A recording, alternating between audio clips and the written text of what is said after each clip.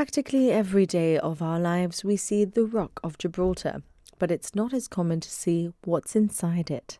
Filmmaker Cole Robinson has delved deep into the tunnel network inside the rock to uncover what he describes as a secret underground city. I think what drew me to Gibraltar originally was looking at maps and noticing territorial oddities. Obviously, being a British territory quite far away from the mainland is interesting in and of itself, especially for somebody like me who has a keen interest in geopolitics and international affairs and kind of power on the global stage.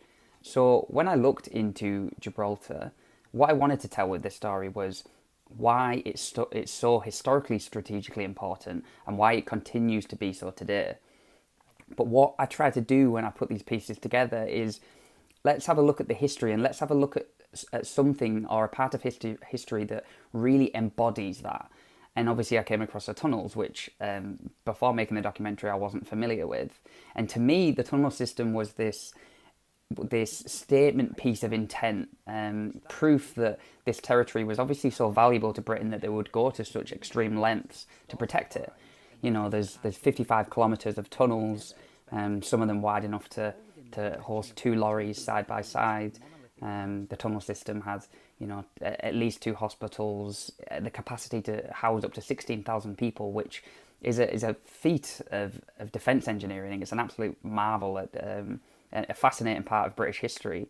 And when I was reading and looking into it, it felt to me that the information and the pieces put together around it were interesting, but relatively inaccessible. It wasn't something that you could casually watch as a layman or casually digest as somebody that was vaguely interested maybe in British history or in Gibraltar in general. The 17-minute documentary already has over 200,000 views on YouTube since its publication 2 weeks ago. Far surpassed any expectations that I had for the piece. But most importantly, it tells me that there is an appetite for British history and history in general being told in this way.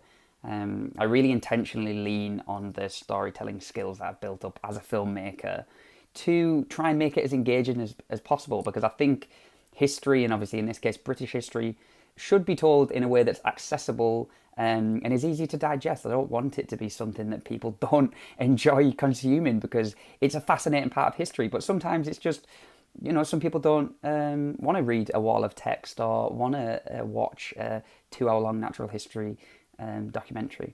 Cole says he believes there's an appetite for short-form documentaries like these, and says he'd like to return for a second take, next time on the Rock's Neanderthal history.